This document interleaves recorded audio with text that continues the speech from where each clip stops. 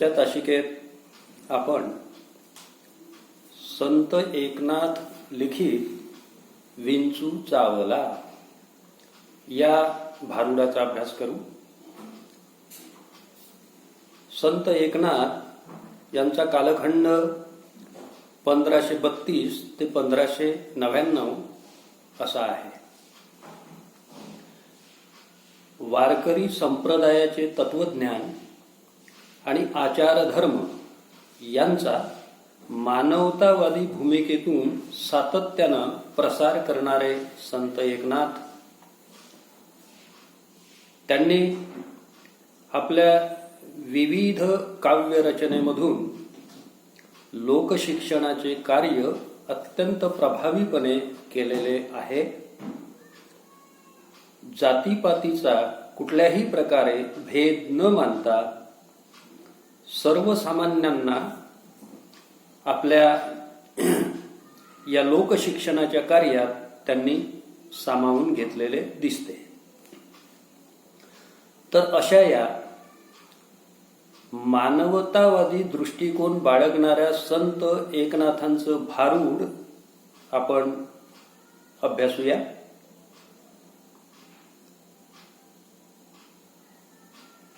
भारूड म्हणताच आपल्यासमोर संत एकनाथ येतात. अतिशय सुगम, सोप्या, सुलभ व चटकन आकर्षित करून घेणाऱ्या शब्दांमध्ये, भाषेमध्ये त्यांनी भारुडांची रचना केलेली आहे. आणि म्हणूनच जनसामान्यात संत एकनाथांचा, त्यांच्या भारुडांचा प्रभावी असा ठसा उमटलेला दिसतो. भारूड खरं पाहता आध्यात्मिक रूपक असते. सर्वसामान्य जनतेला पारमार्थिक नीतीची शिकवण द्यावी हा त्यामागील महत्त्वाचा उद्देश असतो. संत एकनाथ महाराज यांनी त्यांच्या भारुडातून सांसारिकांना परिचित अशा रूपकांचा वापर केला आणि त्यातून लोकांना शिकवण दिली. नाट्यपूर्णता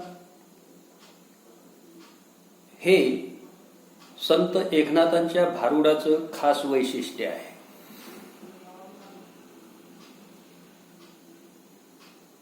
आता विंचू चावला हे भारूड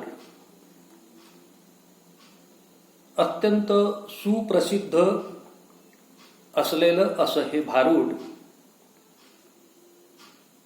या भारुडातून विंचू हे काम आणि क्रोध या विकारांचं प्रतीक आहे. हे बरोबर लक्षात ठेवायचं. प्रतीक आहे ते विंचू. म्हणजे प्रत्यक्षातला विंचू आपण अनेकांनी पाहिलेला आहे तुमच्यापैकी, तर ते प्रतीक म्हणून इथे घेतलेलं आहे. कशाचं प्रतीक आहे? काम, क्रोध या विकारांचं.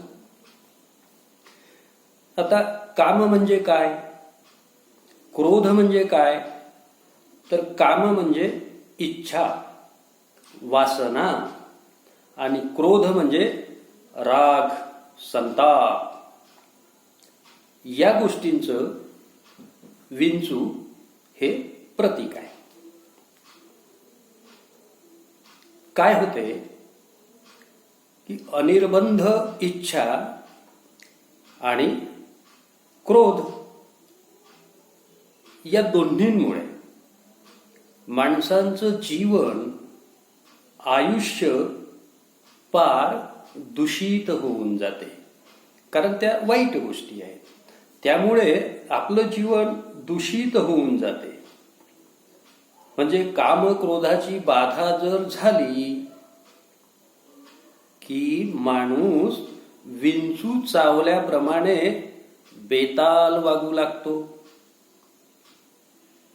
विंचवांच्या चावण्यामुळे माणसाच्या शरीरात विष भिनते आणि त्यामुळे असह्य वेदना होतात. तसंच, अगदी तसंच काम आणि क्रोधाच्या बाधेमुळे, काम क्रोधाची बाधा जर जडली, काम क्रोध रूपी विंचू जर आपल्याला चावला तर मानवी जीवन अविचारी होऊन जाते. मग त्यावर उपाय म्हणजे काय, कोणता? तर काम क्रोधाने बाधित झाल्यावर त्यातून सुटण्यासाठी सत्व गुणांचा अंगारा लावावा लागतो, सात्विक गुणांचा आश्रय घ्यावा लागतो.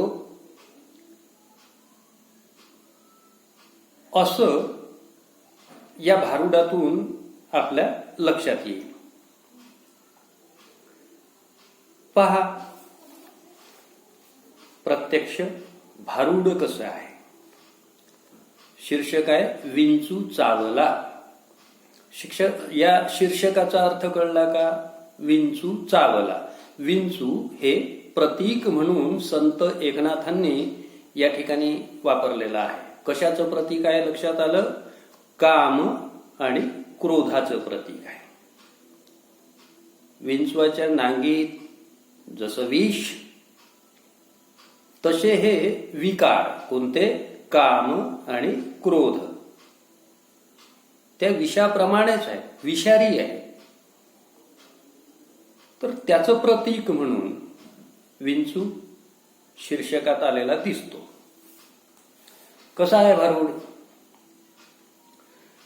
विंचू चावला, वृश्चिक चावला, काम क्रोध विंचू चावला, तम घाम अंगाशी आला, विंचू चावला, वृश्चिक चावला, पंच प्राण व्याकुळ झाला, त्याने माझा प्राण चालिला, सर्वांगाचा दाह झाला, विंचू चावला, मनुष्य इंगळी अति दारुण, मज नांगा मारिला तिने, सर्वांगी वेदना जाण त्या इंगळीची, ह्या विंचवाला उतारा, तमोगुण मागे सारा, सत्वगुण लावा अंगारा, विंचू इंगळी उतरे झरझरा, सत्व उतारा देऊन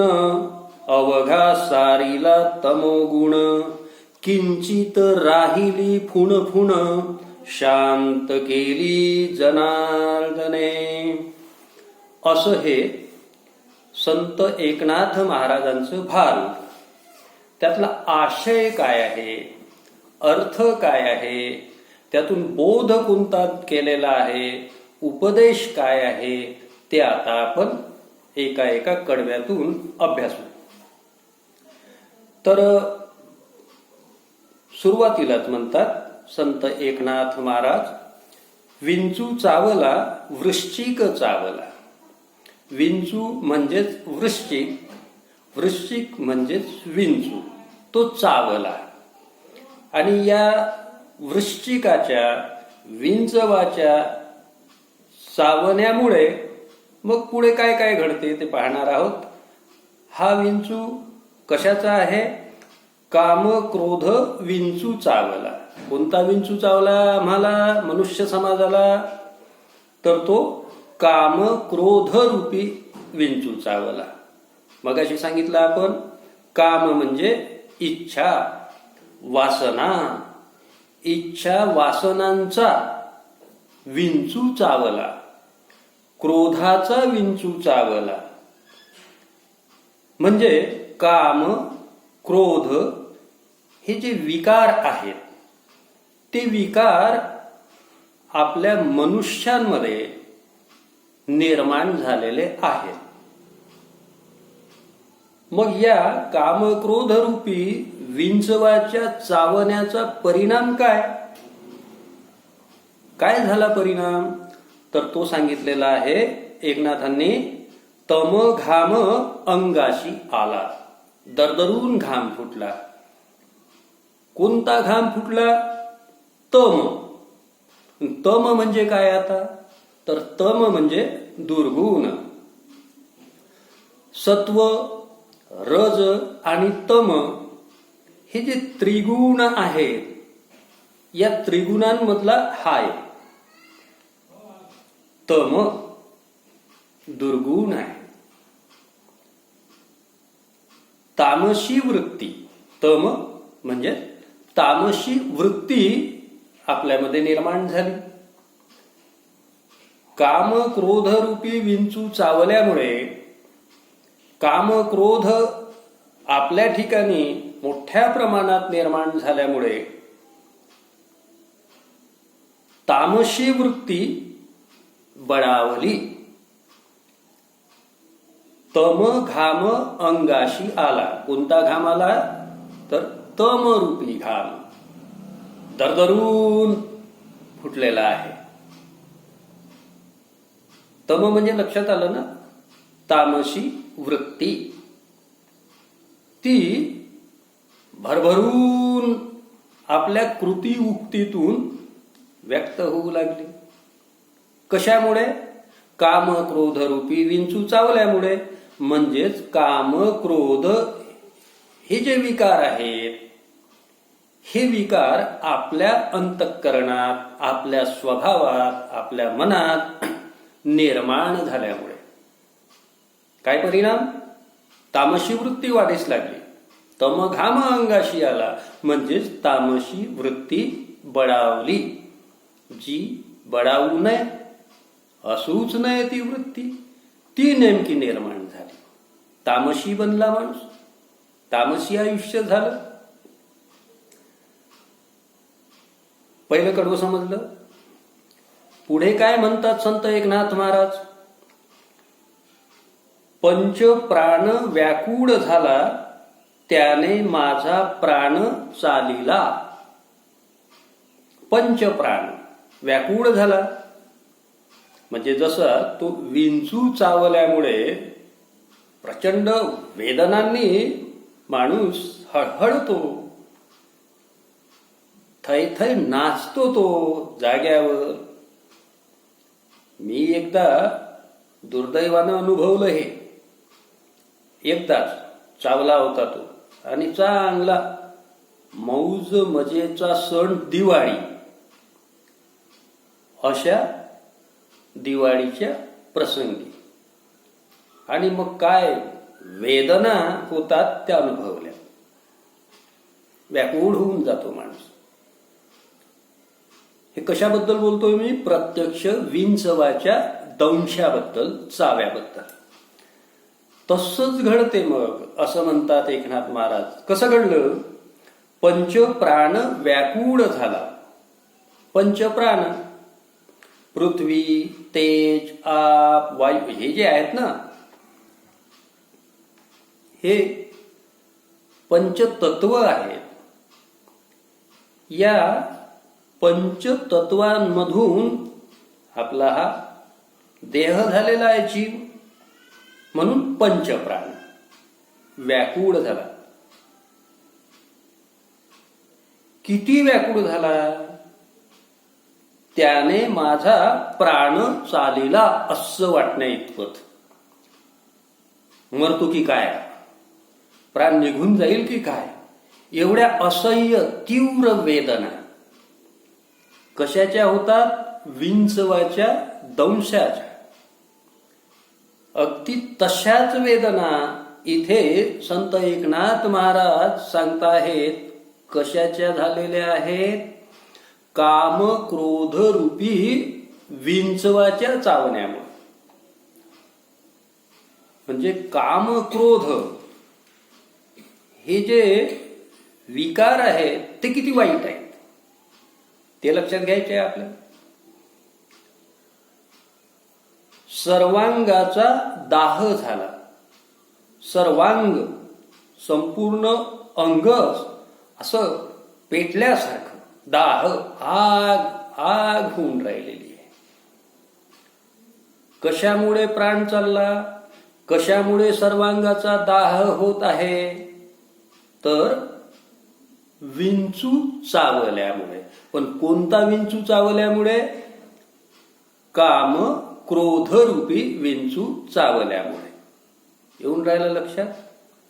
म्हणजे आपल्या जीवनामध्ये, आपल्या स्वभावामध्ये इतक्या भयंकर प्रमाणात काम क्रोध निर्माण केलेला आहे, आपण निर्माण झालेला आहे तो आपल्या. या भावना सतत कळत न कळत, आणि बऱ्याचदा मी म्हणतो कळत कळतच उराशी बाळगतो आपण, त्या घेऊन जगतो, ज्याचं कारणच नाही त्याच घेऊन जगतो. का घडते असं? तर मानवी स्वभावच मुळात वैचित्र्यपूर्ण आहे, विचित्र. ज्या गोष्टींची काळजी घ्यावी नेमका आपण त्याकडे दुर्लक्ष करतो. ज्या गोष्टीची काळजी घेण्याची अजिबात गरज नाही त्याच गोष्टीचं ओझं आपण सदैव वाहत असतो. हे विचित्र आहे, वैचित्र्यपूर्ण आहे मानवी जीवन. त्याचे हे मग दुष्परिणाम. मनच निर्मळ नाही ना, स्वच्छ नाही ना, मग आपल्या मनावर असे मलिन पूट जमा झालेले आहेत. त्या सगळ्या दुर्गुणांचे, विकारांचे हे दुष्परिणाम आहेत. मी अर्थ सांगून राहिलो, त्यासोबतच आशय सुद्धा स्पष्ट करतो आहे. इथपर्यंत समजलं? आता पुढे काय म्हणतात संत एकनाथ महाराज? मनुष्य इंगळी अति दारुण. दारुण शब्दाकडे बरोबर पहा, म्हणजे भयंकर, अति भयंकर. मनुष्य इंगळी अति दारुण, मज नांगा मारिला तिने. आता त्या इंगळीनं दंश केल्यानंतर काय झालं? सर्वांगी वेदना जाण त्या इंगळीची. तर इंगळी तर भयंकर आहेच. इंगळी म्हणजे काय समजलं का? विंचू आहे की नाही, त्या विंचवात मोठा आकार असतो, तर मोठी, तिला म्हणतात इंगळी. विंचूच आहे तो, पण साधारणतः तो लहान. याच्या कित्येक पटीनं इंगळी मोठी असते जरा. लांबही असते, जाडही असते. तुम्ही पाहिलं की नाही माहित नाही, आम्ही खेड्यातले लोक, मातीतले, त्याच्यामुळे आम्हाला ह्या गोष्टी दिसल्या, पाहिल्या. इंगळीनं नाही, विंचवानं दंशही करून पाहिला, त्याचाही अनुभव घेऊन टाकला. तुम्ही नका घेऊ. तर पहा, इंगळी अति दारुण आहेच. ती प्रत्यक्षातली इंगळी, तो प्रत्यक्षातला विंचू, तो तर अति भयंकर आहेच, भयंकरच आहे. तडफडतो माणूस त्यानं दंश केल्यानंतर, त्या इंगळीनं दंश केल्यानंतर. पण इथे बरोबर लक्ष द्या, कोणता शब्द वापरलेला आहे इंगळीच्या आधी? मनुष्य इंगळी. आणि कशी आहे ही मनुष्य इंगळी? अति दारुण, प्रचंड भयंकर. कोणती इंगळी? मनुष्य इंगळी. मज नांगा मारिला तिने. त्या अति भयंकर असलेल्या इंगळीनं नांगा मारला. नांगी असते तिला, ती अशी, तुम्ही ऐकलं असाल ना, इचवाचं विराट पाठीवर असते. आमच्या खेड्यात अडाणी लोक बोलतात, कुठे वाचतात काय ठाऊक, आपण वाचन करणारे आहोत, पण तरीही माहीत नसते विंचवाचं विराट पाठीवर. आपले वाक्प्रचार, म्हणी आमची खेड्यातली जनता अगदी दैनंदिन व्यवहारामध्ये जीवनामध्ये अगदी सहजपणे वापरतात आणि आपल्याला त्याचे अर्थ डिक्शनरीत शोधावे लागतात. केवढा फरक आहे. असो. मनुष्य इंगळी अति दारुण मज नांगा मारिले तीन.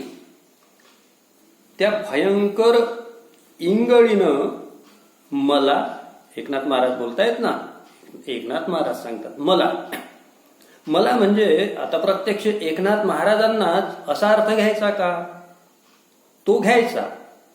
त्याच्यासोबत समाजाला, माणसांना हा दंश झालेला आहे, केलेला आहे.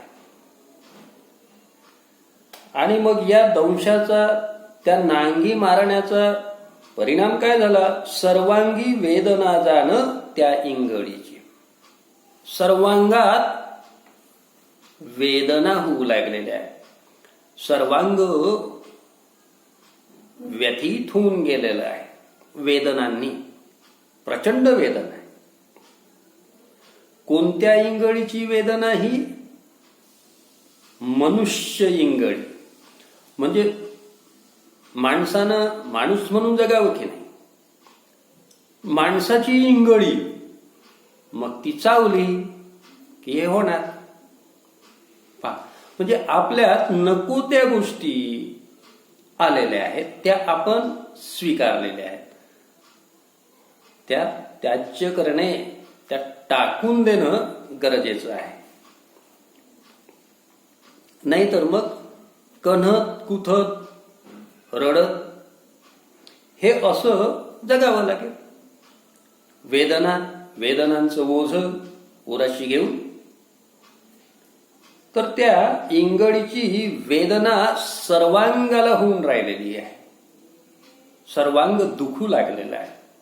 कारण ती इंगळीच तशी अति दारुण, अति भयंकर आहे ना. मग त्या भयंकर गोष्टीचा हा दुष्परिणाम. पण हे अजून आमच्या लक्षात आलेलं नाही. आशयाकडे वळलो. अर्थ संपला. आशय अर्थ जिथे संपतो तिथून मग मी आशयाकडे वळलो.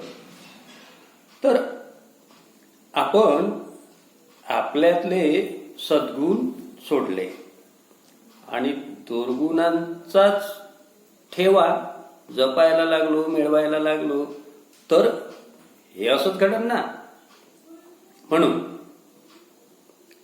काम, क्रोध, मद, माया, दंभ, मत्सर षडरिपू आहेत.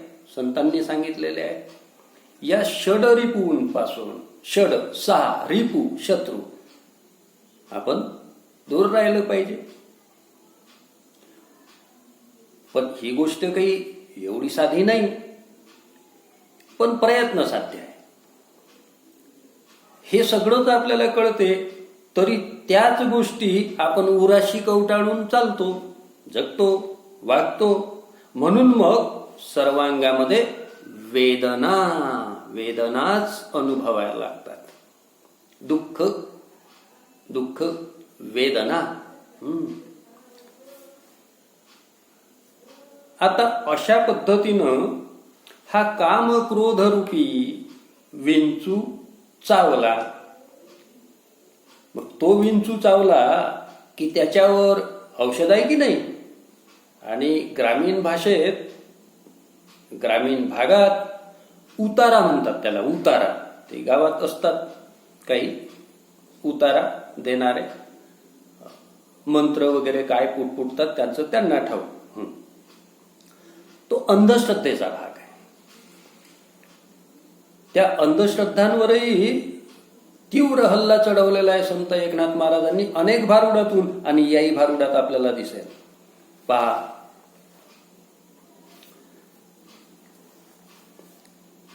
चावला तो विंचवानं आपलं काम केलं. पण आता आपल्याला त्याच्यावर काही उपाययोजना कराव्या लागतील ना. आग होऊन राहिली तर ते कमी झाली पाहिजे ना, ते बसलं पाहिजे ना दुखणं. मग काही उपचार करावे लागतील. उपचार. मग कोणती उपाययोजना करायची? चावा तर घेतला, पण त्यावर उपाययोजना काय ती सुद्धा संत एकनाथ महाराजांनी सांगून दिलेली आहे. काय करायचं मग अशा वेळी पहा, ह्या विंचवाला उतारा, तमोगुण मागे सारा, सत्वगुण लावा अंगारा, विंचू इंगळी उतरे झरझरा. काय म्हणणं आहे? ह्या काम क्रोध रूपी विंचवानं चावा घेतला, त्या वेदना आपल्याला होत आहेत, तेव्हा त्या वेदनातून मुक्ती कशी मिळवायची, त्यावर इलाज काय आहे, उपाय काय आहे, तो इथे आहे. प्रत्यक्ष विंचू चावला की त्याच्यावर उतारा देणारे मांत्रिक आमच्या ग्रामीण भागात आम्ही पाहिलेत. अर्थात त्यात मंत्रानं काही हा उतरत नाही. मंत्रानं विंचवाचं विष उतरत नाही, पण आमच्या खेड्यात उपाय तोच करतात. मग आता इथला उतारा कोणता सांगितला आहे, कोणता उतारा हवा मग त्यावर विंचवाच्या दंशावर? तमोगुण मागे सारा, तमोगुण मागे सारा. किती सोपं सांगून टाकलं चटकन. काम क्रोध रूपी विंचू चावला आणि सर्वांगाचा दाह होऊन राहिला, पंचप्राण व्याकुळ होऊन गेलेला आहे. तर अशाही भयंकर परिस्थितीवरचा सोपा उपाय संत एकनाथांनी सांगितला, तमोगुण मागे सारा. तमोगुण तापशी वृत्ती, मगाशी सांगितलं, तापशी वृत्ती जी आपल्यात निर्माण झालेली आहे, काठोकाठ भरलेली आहे, त्यानंच तो घाम फुटलाय. वेदना त्याच्याचमुळे आपल्या मनाला, अंतर्मनाला होत आहेत ना. म्हणून मग तो तमोगुण तापशी वृत्ती मागे सारा, त्यापासून दूर व्हा. तापशीपणा आपल्या स्वभावातला काढून टाका, सोडून द्या ती वृत्ती, तामसी बनू नका. तो तमोगुण मागे सारा. आणि तमोगुण मागे सारा, तापशी वृत्ती जी आहे ती आपल्यातली नष्ट करा, ती नाहीशी करा, ती दूर करा. आणि अधिक काय करा, सत्वगुण लावा अंगारा. अंगारा लावा. आपण देवळात इकडे तिकडे जातो तर लावतोच की नाही तो अंगारा, असा घेतला उदबत्तीचा, ती जळलेली राख असते अंगार. तर इथे कोणता अंगारा लावायचा आहे मग या दंशावर? सत्वगुण, सत्वगुणाचा अंगारा हाच खरा उतारा आहे. म्हणजे काय? सात्विक गुण. तामशी वृत्ती नष्ट करा आणि त्याच्याऐवजी सात्विक वृत्ती धारण करा, सात्विक वृत्तीचं पालन करा. हा आहे खराखुरा त्या कामक्रोध रूपी विंचवाच्या दंशावरचा नामी अंगारा.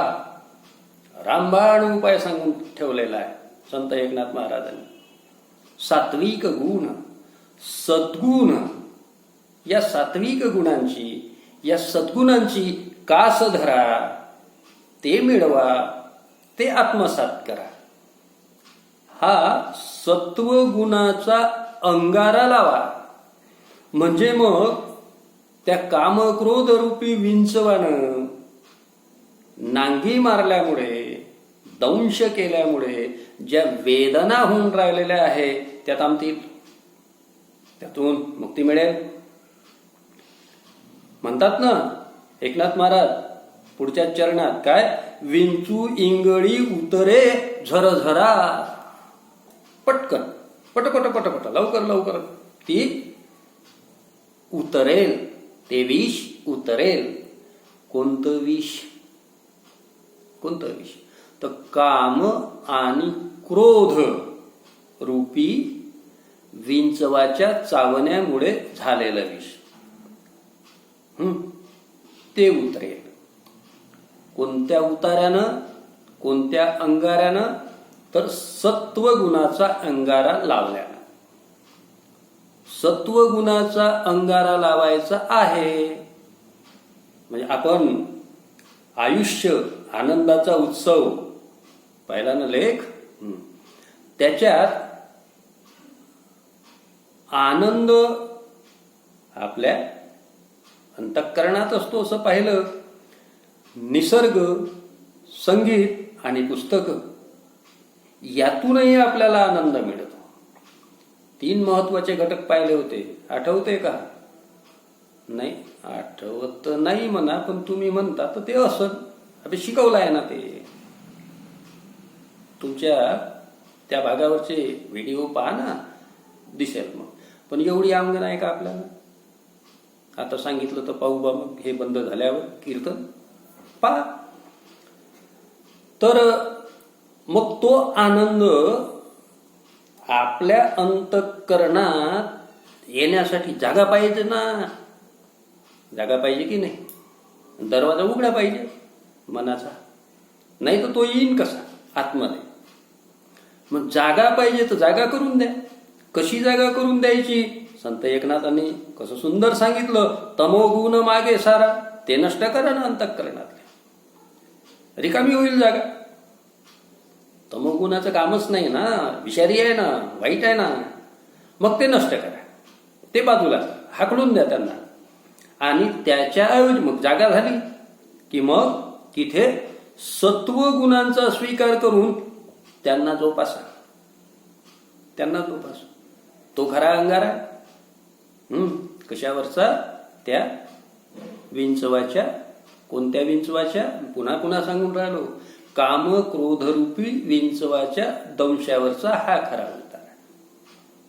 वाईट वृत्ती सोडा, वाईट विचार, दुर्गुण, तापशी वृत्ती सोडा आणि त्याच्या ऐवजी सात्विक गुणांचा आश्रय घ्या. ते मिळवा. सद्गुणांची कास धरा, सात्विकतेची कास धरा.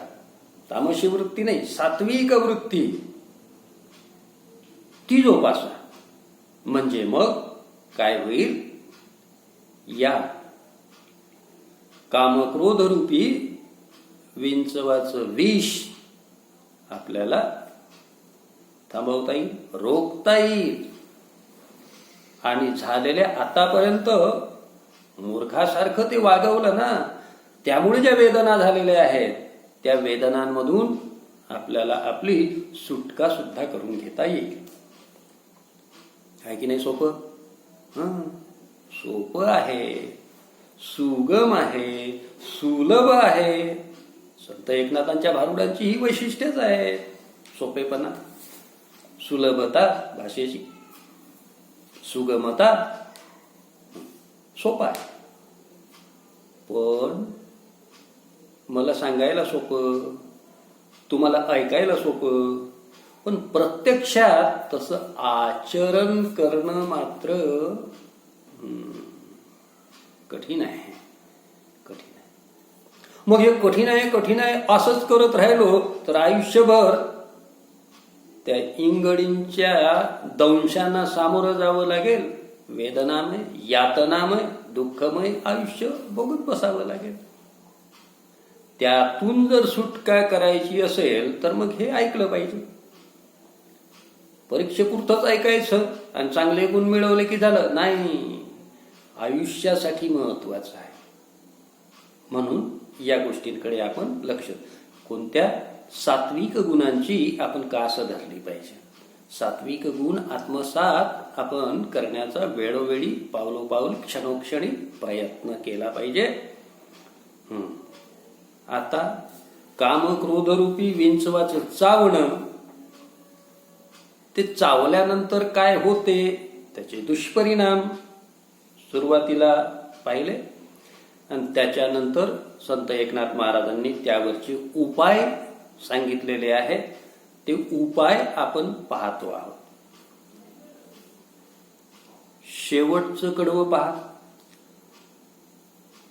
सत्व उतारा देऊन अवघा सारीला तमोगुण, किंचित राहिली फुणफुण शांत केली जनार्दने. पहा,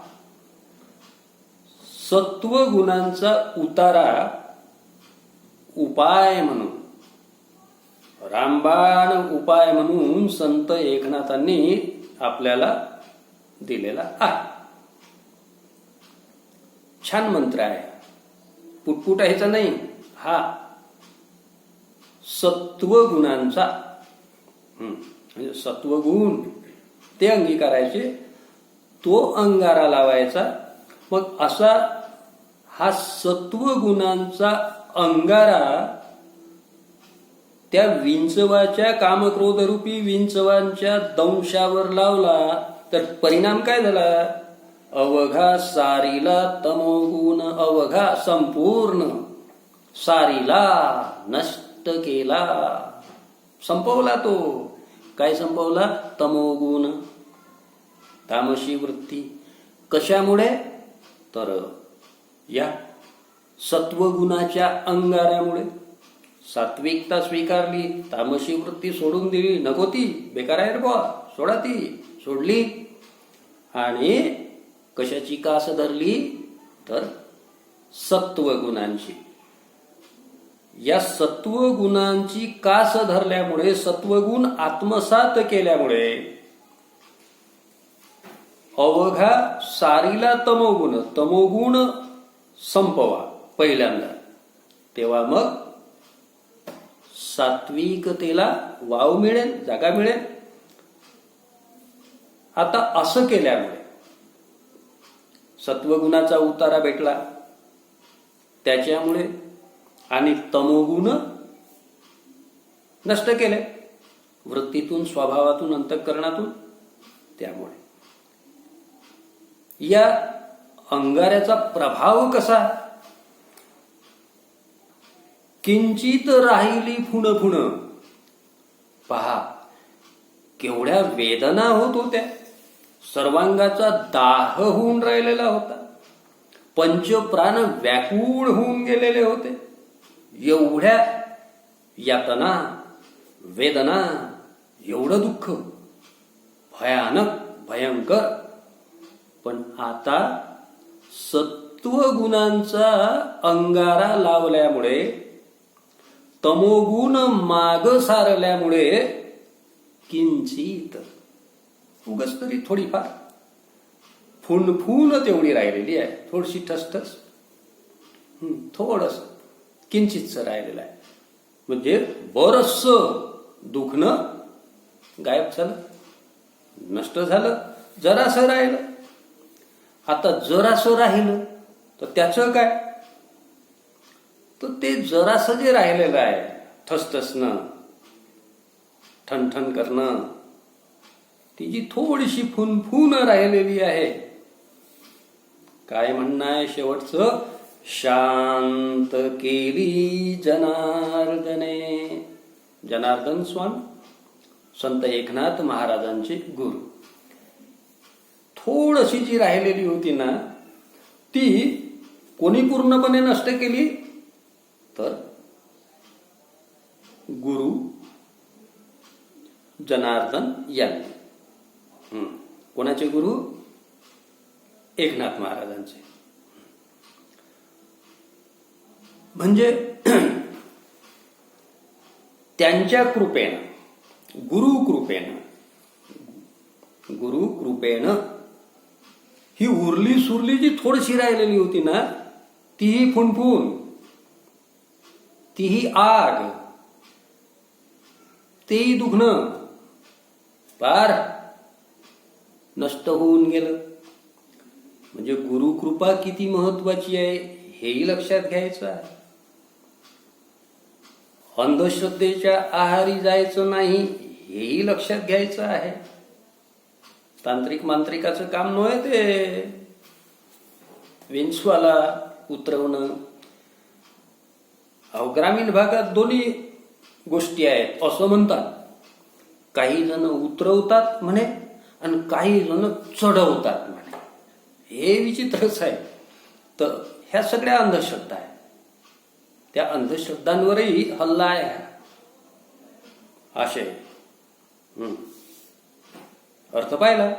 अंधश्रद्धांवर हल्ला आहे. त्या उतार्याचं काम नाही, मंत्रतंत्राचं काम नाही, तो फालतूपणा आहे. सत्वगुणाचा अंगारा तोच खरा उतारा आहे असं एकनाथ महाराजांनी सांगितलं. आणि गुरुचं महत्व सुद्धा आपल्या आयुष्यात, शिष्याच्या आयुष्यात. आता गुरु शिष्य ही परंपरा तर नाहीच म्हणा. विद्यार्थी आणि शिक्षक सरळ सरळ मतलबापुरतं सगळं सुरू आहे. काळ बदलला, सगळ्या गोष्टी बदलल्या, जीवनाकडे पाहण्याचे दृष्टिकोन बदलले, त्याचे हे परिणाम असतील. असो, तो त्याकडे आपण सध्या नाही जाणार. तर गुरुकृपा असली पाहिजे आपल्या. म्हणजे ह्या काही ज्या गोष्टी आहेत त्या आपल्याला कळत नाही. मग गुरु हळूहळू आपल्याला हे सारं शिकवतो. त्यांच्यापासून आपण शिकायचं, ज्ञानी बनायचं. गुरुज्ञानी त्यांच्या आज्ञेत वावरून, त्यांच्या संगतीत राहून आपण जर वाढलो, त्यांचे विचार जर आपण आत्मसात केले, त्यांनी केलेलं मार्गदर्शन घेऊन आपण जगलो, की मग आपलं आयुष्य सुद्धा सुकर होऊन जाते. हे आपलं आयुष्य सुकर आणि सुखकर होण्यासाठी, सुकर आणि सुखकर होण्यासाठी गुरुचीही, गुरुच्या कृपेचीही, गुरुच्या आशीर्वादाचीही गरज असते. आपण बऱ्याच गोष्टी अज्ञानी असतो ना, बऱ्याच गोष्टी आपल्याला कळत नाही, माहीत नसतात. गुरुकडून त्या समजून घेतल्या पाहिजे. त्यांनी मार्गदर्शन केलं, त्याच्यानुसार आपण वाटचाल केली पाहिजे. म्हणजे मग आपल्या आयुष्यातले अनेक पेच, अनेक खडतर प्रसंग आणि अशा अनेक दुर्गुणांचा, कशा ते काम, क्रोध, दुर्गुण ना, विकार आहेत ना ते, तर त्यांचा मग नायनाट करता येईल. ते कसं ओळखायचं, त्याचा नायनाट कसा करायचा, सद्गुण कसे स्वीकारायचे, मग त्याचे मार्ग, त्या मार्गांचं दर्शन खरा गुरु करून देतो. पहा, संत एकनाथ महाराजांवर जनार्दन स्वामींची, त्यांच्या या गुरूंची कृपा झाली. आणि मग उरली सुरली फुणफुणही, उरलं सुरलं दुखणंही, उरल्या सुरल्या वेदनाही नष्ट होऊन गेल्या, काहीही राहिलं नाही.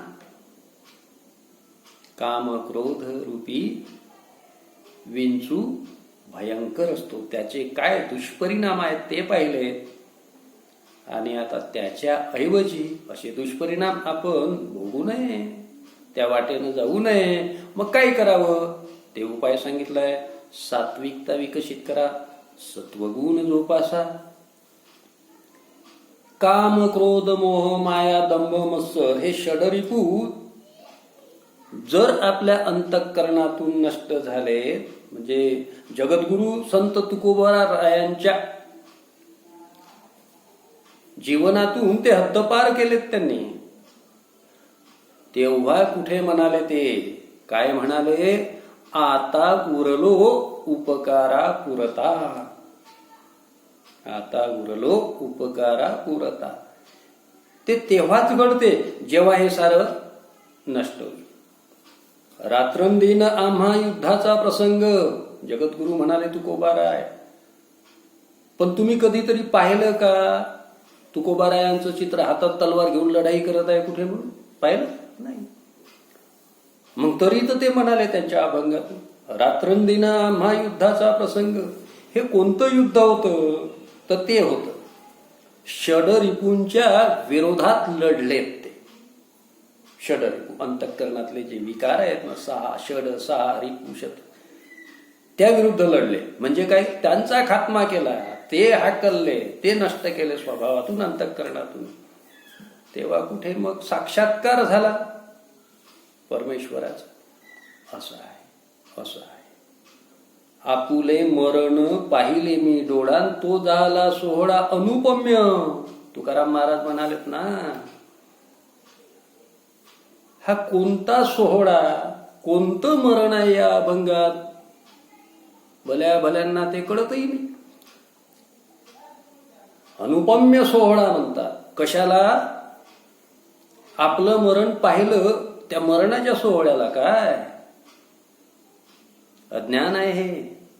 अहो, तो मरणाचा सोहळा नेमका काय ते कळलं पाहिजे पहिल्यांदा, नाही तर गल्लत होते. मग तिथे समजून घेण्यात गल्लत झाली की आपल्या जगण्यात आयुष्यात गल्लत होणं अपरिहार्य आहे. ती होऊ नये, ती होऊ नये.